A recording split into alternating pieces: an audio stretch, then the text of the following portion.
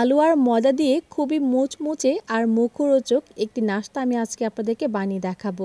আশা করছি এটা সবার অনেক বেশি ভালো লাগবে। হ্যালো এভরিওয়ান, আসসালামু আলাইকুম। লিজাস কুকিং ওয়ার্ল্ডে সবাইকে ওয়েলকাম জানাচ্ছি আমার আজকের এই রেসিপিটি দেখার জন্য। আলু ময়দা দিয়ে খুব সহজে এই নাস্তাটা আপনারা ঘরে তৈরি করে নিতে পারবেন আর খেতেও অসম্ভব মজার হয়। তো আশা করব আজকের রেসিপিটা বরাবরের মতোই সবার কাছে অনেক বেশি ভালো লাগবে এবং উপকারও আসবে। তাহলে চলুন রেসিপি দেখে নেওয়া যাক। প্রথমে আমি আলুর পুরটা রেডি করে নিব। তাই এখানে হাফ কাপ পরিমাণের মতো আলু সিদ্ধ নিয়েছি। এখানে আমি প্রায় 2 থেকে 2.5 টেবিল চামচের মতো ভাজা পেঁয়াজ দিয়ে দিচ্ছি। চাইলে কাঁচা পেঁয়াজও দিতে পারবেন। এখন আমি 2টা ভাজা শুকনো মরিচ গুঁড়া করে দিয়ে দিয়েছি। স্বাদ মতো লবণ দিয়ে দিলাম। আর এখানে আমি 1 প্যাকেট ম্যাজিক মশলা নিয়েছি। এখান থেকে অর্ধেকটা আমি দিয়ে দিব। আর এই মশলাটা দিলে আমার কাছে মনে হয় এক্সট্রা করে আর কোনো মশলা এখানে দিতে হবে না। আপনারা যদি চান এই পুরটাকে আরও মশলাদার বানাবেন তাহলে এখানে আরও এক্সট্রা করে মশলা আপনারা দিতে পারেন। এখন আমি সব কিছুকে খুব ভালো করে মেখে একটা সাইডে রেখে দিয়েছি পুরটাকে। এখন একটা মিক্সিং বলে আমি 1.5 কাপ পরিমাণের মতো ময়দা নিয়ে নিলাম। চাইলে কিন্তু আটা দিয়ে ওই নাস্তাটা আপনারা বানাতে পারবেন। এখন স্বাদ মতো লবণ দিয়ে দিলাম। আর এই ময়দা ডোটাকে খাস্তা করার জন্য আমি এখানে 1 টেবিল চামচের মতো সয়াবিন তেল দিয়ে দিলাম। এখন এই ময়দার সাথে আমি তেলটাকে খুব ভালো করে মেখে নিব। এগুলো মাখানো হয়ে গেলে এখন আমি পরিমাণ মতো পানি মিশিয়ে একটা সফট ডো তৈরি করে নিব। তো সাধারণত আমরা রুটি বা নাস্তা বানানোর জন্য যেরকম একটা ডো তৈরি করে নিই ঠিক সেরকমই কিন্তু একটা ডো আমি তৈরি করে নিয়েছি, একটু সফটভাবে আর কি। তো এখন ডোটা তৈরি হয়ে গেলে আমি প্রয়োজন মতো এখান থেকে ডো নিয়ে আমি ছোট ছোট করে রুটি তৈরি করে নিব। প্রথমে আমি সবগুলো রুটি একসাথে বেলে নিব, এতে করে নাস্তাগুলো বানাতে অনেক বেশি সুবিধা হবে। আমি কিন্তু এখানে 1.5 কাপ পরিমাণে ময়দা দিয়ে প্রায় 7 থেকে 8টা মিডিয়াম সাইজের রুটি তৈরি করে নিয়েছি। আর এই তো রুটিগুলো তৈরি হয়ে গেছে। আমি কিন্তু একটু পাতলা করে রুটিগুলো বেলে নিয়েছি। আমি আপনাদেরকে এর পুরোটাও কিন্তু দেখিয়ে দিলাম। এখন নাস্তাগুলো বানিয়ে নেওয়ার পালা। তো প্রথমে একটা রুটির ওপরে আমি একটা সাইড করে আমি যে আলুর পুরটা তৈরি করে রেখেছিলাম সেটা প্রয়োজন মতো আমি দিয়ে দিলাম। এরপর একটু লম্বা করে নিলাম এই পুরটাকে। এরপর এক সাইড থেকে আমি এটাকে ফোল্ড করে নিব। আর এই সাইডটাকে অবশ্যই পানি লাগিয়ে নিতে হবে, অথবা আপনারা চাইলে ময়দা দিয়ে একটু আঠা বানিয়েও নিতে পারেন। খুব ভালোভাবে এটাকে সিল করে দিলাম চেপে চেপে, যেন এটা আর খুলে না যায়। তো এখন নিচ থেকে একটু ফাঁকা রেখে আমি একটা ছুরির সাহায্যে এটাকে এভাবে লম্বা লম্বা করে কেটে নিচ্ছি। তো আপনারা নিশ্চয়ই দেখে বুঝতে পেরেছেন কিভাবে এই নাস্তাগুলো আমি বানিয়ে নিচ্ছি। এখন নিচ থেকে আবার একটু পানি লাগিয়ে দিব। আর এই পানি লাগানোর কাজটা কিন্তু আঠার কাজ করে, ভাজার সময় এটা খোলার কোনোই চান্স থাকে না। তো এখন এটাকে আমি এক সাইড থেকে ফোল্ড করে নিচ্ছি এভাবে করে। পুরোটা রুটি ফোল্ড করা হয়ে গেলে দেখতেই পারছেন এটা কিন্তু একদম একটা রোল তৈরি হয়ে গেল। এখন দুই পাশ থেকে এভাবে টেনে আমি একটা রিং তৈরি করে নিব। আর অবশ্যই একটু পানি লাগিয়ে নেবেন, না হলে কিন্তু এটা খুলে যাবে। তো ভালোভাবে কিন্তু চেপে চেপে সেল করে দিলাম। আর এই তো নাস্তাটা কিন্তু একদম রেডি। তো দেখতেই পাচ্ছেন কত সুন্দর হয়েছে।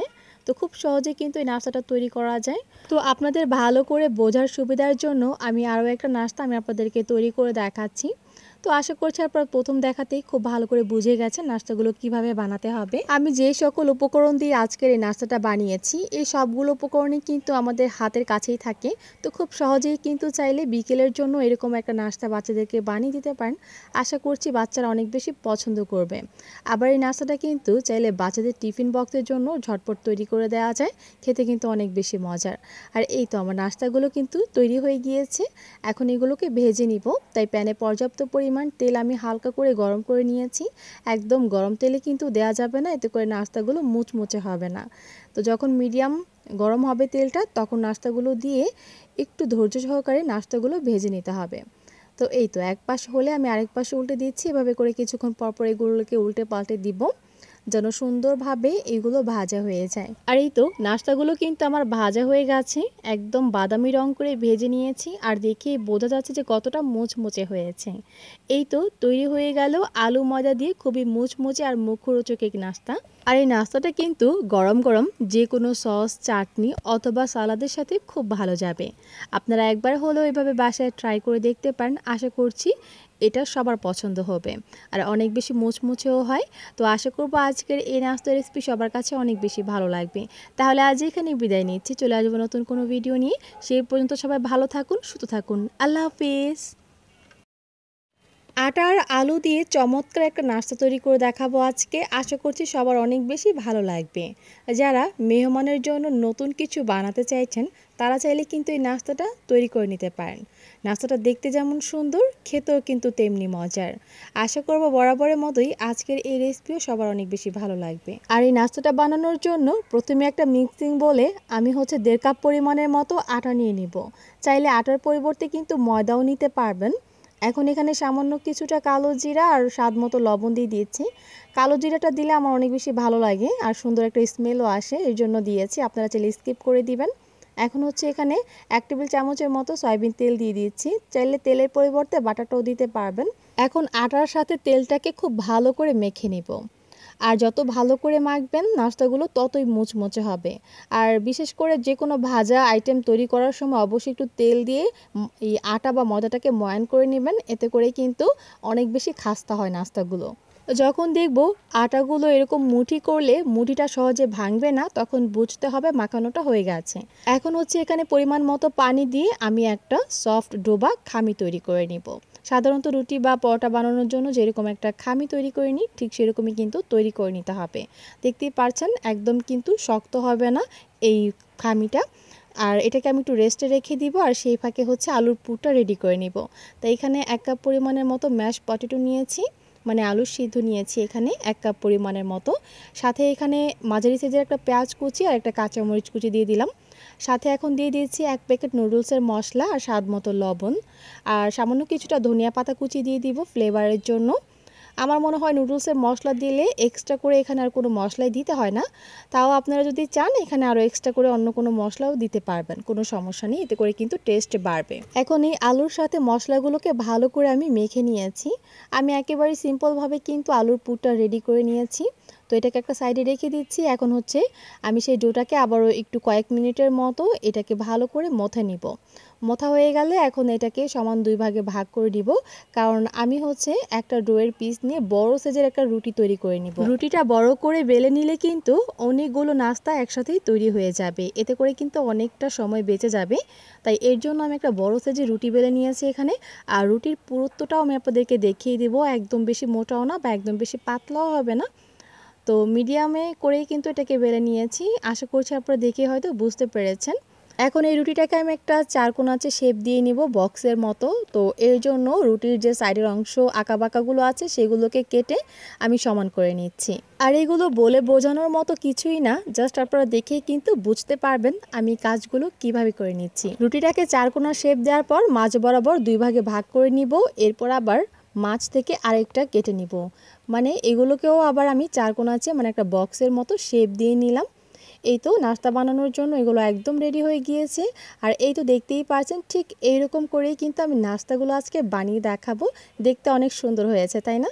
তো এই তো আমি প্রথমে একটা টুকরো নিয়ে নিলাম। এর মাঝ বরাবর আমি হচ্ছে পরিমাণ মতো আলুর পুর দিয়ে দিচ্ছি। আপনারা চাইলে কিন্তু এখানে চিকেনের পুর তৈরি করেও দিতে পারবেন, ওটাও কিন্তু খেতে অনেক বেশি ভালো লাগবে। তো এরপর হচ্ছে আমি এই পাশ থেকে ওই পাশ টেনে ভালো করে একটু লাগিয়ে নিলাম। এরপর একদম শাড়ির ভাঁজের মতো কিন্তু এটা ভাঁজ করে নিয়েছি। এরপর এভাবে করে একটু হালকা করে চেপে চেপে এটাকে সিল করে দিতে হবে, যেন এটা ভাজার সময় একদমই খুলে না যায়। আর দেখতেই তো পেলেন কত সুন্দরভাবে আর কত সহজভাবে এই নাস্তাগুলো তৈরি করে নিলাম। খুবই ইজি, একবার শুধু আপনি মনোযোগ দিয়ে দেখলেই কিন্তু এটা খুব সহজে বানিয়ে নিতে পারবেন। প্রথমে দেখলে মনে হবে কিন্তু খুব কঠিন একটা কাজ, আসলেই না, এটা একবার করার পর আপনার কাছে খুবই ইজি মনে হবে। আর এই তো এক এক করে আমি সবগুলো নাস্তা তৈরি করে নিচ্ছি। নাস্তাগুলো দেখতে কিন্তু অনেক বেশি কিউট হয়েছে।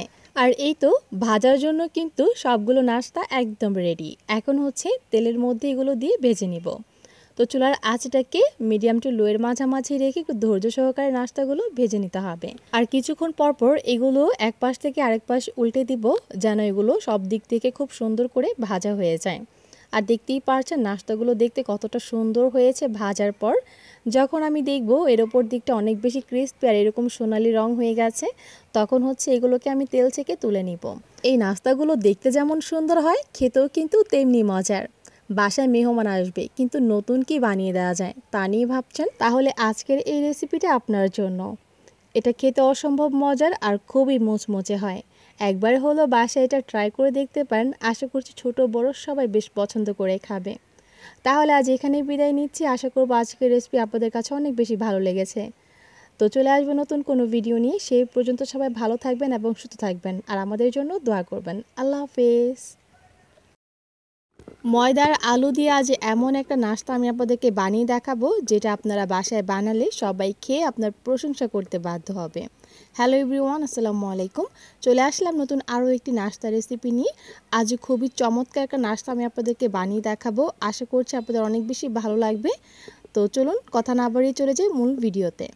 তো প্রথমে হচ্ছে নাস্তাটা বানানোর জন্য আমি একটা আলুর পুর রেডি করে নিব। তাই একটা প্যানে সামান্য কিছুটা তেল গরম করে নিয়েছি। এখন তার মধ্যে মাঝারি সাইজের একটা পেঁয়াজ কুচি আর 2টা কাঁচামরিচ কুচি দিয়ে দিলাম। যখন পেঁয়াজটা একটু হালকা বাদামি রং হবে, তখন এখানে হাফ চামচ পরিমাণের মতো জিরা গুঁড়া, স্বাদ মতো লবণ আর হাফ চামচ পরিমাণের মতো নুডলসের মশলা দিয়ে দিলাম। এখন এগুলোকে একটু হালকা করে ভেজে নিব। এগুলো ভাজা হয়ে গেলে এখন এখানে হাফ কাপ পরিমাণের মতো আলু সিদ্ধ দিয়ে দিলাম। আমি একটা মাঝারি সাইজের আলুকে সিদ্ধ করে খুব ভালো করে ম্যাশ করে নিয়েছি হাতের সাহায্যে। তো আমি হচ্ছে সম্পূর্ণ আজকে এই নাস্তাটা আলুর পুর দিয়ে রেডি করব। আপনারা চাইলে চিকেন অথবা আলুর সাথে চিকেনও দিয়ে দিতে পারেন, খেতে আরও বেশি ভালো লাগবে। এই তো তেলের মধ্যে খুব ভালো করে মশলার সাথে আলুটাকে ভাজা ভাজা করে নিয়েছি। এখন নামানোর কিছুক্ষণ আগে সামান্য কিছুটা ধনিয়া পাতা কুচি দিয়ে আবারও নেড়েচেড়ে ভালো করে মিশিয়ে এখন এটাকে নামিয়ে নিব। আমার পুরটা কিন্তু একদম রেডি করা হয়ে গেছে, দেখতেই পারছেন। আর আলু যদি এইরকম মশলা দিয়ে একটু তেলে ভেজে নেওয়া যায়, আমার তো মনে হয় সেই নাস্তার টেস্টটা বেড়ে দ্বিগুণ হয়ে যায়। তো চেষ্টা করবেন যখনই আলুর নাস্তা বানাবেন, আলুর পুরটাকে এরকম একটু মশলা দিয়ে ভেজে নেওয়ার। আলুর পুরটা ঠান্ডা হওয়ার জন্য আমি এরকম একটা প্লেটের মধ্যে এটাকে তুলে নিলাম। এটা ঠান্ডা হতে হতে এই ফাঁকে হচ্ছে আমি একটা ময়দার ডো বানিয়ে নিব। তাই একটা মিক্সিং বলে 1.5 কাপ পরিমাণের মতো ময়দা নিয়ে নিলাম। তার সাথে স্বাদ মতো লবণ দিয়ে আমি এগুলোকে খুব ভালো করে একটু মিশিয়ে নিচ্ছি। এরপর পানি মিশিয়ে একটা সফট ডো বা খামি আমি তৈরি করে নিব। এই নাস্তাটা তো আমি ময়দা দিয়ে বানাচ্ছি। আপনাদের হাতের কাছে যদি ময়দা না থাকে, আটা থাকে, তাহলে আটা দিয়েও কিন্তু সেমভাবে এই নাস্তাটা বানিয়ে নিতে পারবেন। তো এই তো আমার ডোটা কিন্তু তৈরি করা হয়ে গেছে। এখন এই ডোটাকে আমি সমান 2 ভাগে লেচি কেটে নিব, 2 ভাগে একদম, কারণ আমি এখানে মোটা করে আজকে রুটি বানাবো। তাই ডোয়ের পরিমাণটা বেশিই নিতে হবে। রুটিগুলো কিন্তু পাতলা করে বেলা যাবে না, পাতলা করে কিন্তু বেললে নাস্তাটা হবে না। তাই একটু মোটা করেই কিন্তু এই রুটিটাকে বেলে নিতে হবে, আবার একদম বেশি মোটা না কিন্তু। তো কতটুকু পুরুত্ব রেখে বা মোটা করে আমি রুটিটা বেলে নিয়েছি আপনাদেরকে দেখিয়ে দিলাম। আশা করছি আপনারা দেখে হয়তো বুঝতে পারবেন। এখন রুটিটা বেলা হয়ে গেছে। এখন এর উপরে সামান্য একটু পানি লাগিয়ে নিব, কারণ এর উপর আমি কালো জিরা দিব। তো এরপর কালো জিরাটা দেওয়ার পর আমি হচ্ছে সব জায়গায় একটু ছড়িয়ে ছিটিয়ে দিব, যেন সব জায়গায় সমানভাবে বসে। এরপর হচ্ছে বেলুনি দিয়ে আমি একটু আলতো করে এটাকে একটু বেলে নিব। এতে করে কালো জিরাটা কিন্তু রুটির মধ্যে খুব সুন্দরভাবে সেট হয়ে যাবে, ভাজার সময় কিন্তু আর খুলবেও না। তো এই তো দেখতেই পাচ্ছেন খুব সুন্দরভাবে কিন্তু কালো জিরাটা সেট করে নিয়েছি। কালো জিরা দেওয়ার কারণে কিন্তু নাস্তার টেস্টটা বেড়ে দ্বিগুণ হয়ে যাবে। আর যারা কালো জিরা খেতে পছন্দ করে না, তারা চাইলে স্কিপ করে দিবেন। আমার কাছে ভাজা যে কোনো নাস্তার মধ্যে একটু কালো জিরা দিলে খেতে অনেক বেশি ভালো লাগে। এরপর একটা স্টিলের গ্লাসের সাহায্যে আমি এরকম করে ছোট ছোট রুটি কেটে নিচ্ছি। আপনারা চাইলে কুকি কাটার দিয়েও কিন্তু কেটে নিতে পারেন। সবগুলো রুটিই কিন্তু আমার কাটা হয়ে গেছে। এখন নাস্তাগুলোকে বানিয়ে নেওয়ার পালা। ছোট রুটির ওপরের সাইডে যে হচ্ছে কালো জিরাটা আছে, সেই অংশটা আমি নিচে দিয়ে দিব। এর উপরে এখন যে আলুর পুরটা রেডি করে রেখেছিলাম সেটা দিয়ে দিচ্ছি পরিমাণ মতো। এখন আবারও কালো জিরার যে ওপর পাশটা, সেটা আবার উপরে দিয়ে দিলাম। এতে করে কিন্তু দেখতে অনেক বেশি সুন্দর লাগছে, আর একদম বার্গারের মতো কিন্তু তৈরি হয়েছে। আর আপনাদের সুবিধার জন্য আরও একটা তৈরি করে দেখাচ্ছি। এটা তৈরি করা কিন্তু একদমই ইজি, যে কেউই খুব সহজে এটা তৈরি করে নিতে পারবেন। তো সবগুলো নাস্তা কিন্তু এক এক করে তৈরি করা হয়ে গেলে এখন হচ্ছে এগুলোকে কোটিং করে নেওয়ার পালা। আর যদি কোটিং করা না হয়, তাহলে ভাজার সময় সাইডের যে আলুগুলো দেখা যাচ্ছে না, সেগুলো বের হয়ে যাবে। তো কোটিং করার জন্য আমি এখানে বার্মিকেলি সেমাই নিয়ে নিয়েছি, যেটাকে আমরা বলি লম্বা সেমাই। তো আমি হাতের সাহায্যে যতটুকু সম্ভব গুঁড়া করে নিয়েছি, আর নিয়েছি ময়দার ব্যাটার। এই ব্যাটার প্রথমে আমি একটা নাস্তাকে কোটিং করে নিব। দেখতেই পারবেন যে কীভাবে কোটিং করে নিচ্ছি। সাইডের যে আলুগুলো দেখা যাচ্ছে, সেই সাইডগুলোতেই কিন্তু আমি হচ্ছে ব্যাটারটা লাগিয়ে নিব। তো ব্যাটারটা পুরোপুরি লাগানো হয়ে গেলে এখন সেমাইয়ের মধ্যে আমি আবারও এটাকে খুব ভালো করে কোটিং করে নিব। দেখতে যেমন সুন্দর লাগবে আর খেতেও অনেক বেশি মুচমুচে হবে। আপনারা চাইলে কিন্তু বিস্কুটের গুঁড়া অথবা ব্রেড ক্রাম্বস দিয়েও কিন্তু কোটিং করে নিতে পারেন। তো আমি যেহেতু একটু বেশি মুচমুচে করতে চাচ্ছি তাই আমি সেমাই দিয়ে এটাকে কোটিং করে নিয়েছি। সেমাই দিয়ে কোট করে ভাজলে কিন্তু অনেক সময় পর্যন্ত এটা মুচমুচে থাকে। আর সবগুলো নাস্তা এভাবে কোটিং করা হয়ে গেলে এগুলোকে নর্মাল ফ্রিজে রেখে দিতে হবে প্রায় 10 মিনিটের মতো। এতে করে সেমাইগুলো খুব সুন্দরভাবে সেট হয়ে যাবে। তো ফ্রিজ থেকে নামিয়ে এরপর আমি এগুলোকে তেলে দিয়ে দিচ্ছি। আর তেলটা কিন্তু একদম বেশি গরম হওয়া যাবে না, একটু হালকা গরম থাকা অবস্থাতেই কিন্তু নাস্তাগুলো দিয়ে দিতে হবে। তো একটু ধৈর্য সহকারে কিন্তু নাস্তাগুলোকে ভাজলে খুবই মুচমুচে হবে। তো আমি আপনাদেরকে একটু কাছ থেকেও দেখাচ্ছি, দেখতে কতটা সুন্দর হয়েছে তাই না? আর খেতেও কিন্তু অনেক বেশি মজার হয়েছিল। তো এক পাশ ভাজা হলে আরেক পাশ উল্টে দিচ্ছি। এভাবে করে কিছুক্ষণ পরপর উল্টে পাল্টে নিব যেন সুন্দরভাবে এই নাস্তাগুলো ভাজা হয়ে যায়। আর খুবই সুন্দর একটা কালারও কিন্তু এসেছে। আর কালো জিরা দেওয়ার কারণে যে ভাজার সময় এত সুন্দর একটা অ্যারোমা বের হচ্ছিল কি বলবো আর। আর এই তো আমার নাস্তাগুলো কিন্তু ভাজা হয়ে গেছে। এগুলো কিন্তু অনেক বেশি মুচমুচে হয়েছে। আপনারা এটাকে গরম গরম যে কোনো সস বা চাটনির সাথে সার্ভ করে নিতে পারেন। আর এইটা মেহমানের সামনে দিলে আশা করছি তারা তো পছন্দ করবেই, সে সাথে আপনার কাছে রেসিপিও জানতে চাইবে। আর আমি একটি নাস্তা কেটে আপনাদেরকে দেখিয়ে দিব যে এর ভেতরটা দেখতে কেমন হয়েছে। আর এই নাস্তাটা বানানোর পর কিন্তু আমার ছেলে মেয়ে সবাই বেশ পছন্দ করে খেয়েছে। তো আশা করব আপনারা বানালে পরিবারের সবাই পছন্দ করবে। তো আশা করছি আজকের রেসিপিটা একটু হলেও ভালো লেগেছে। তাহলে আজ এখানেই বিদায় নিব। সবাই ভালো থাকুন। আল্লাহ হাফিজ।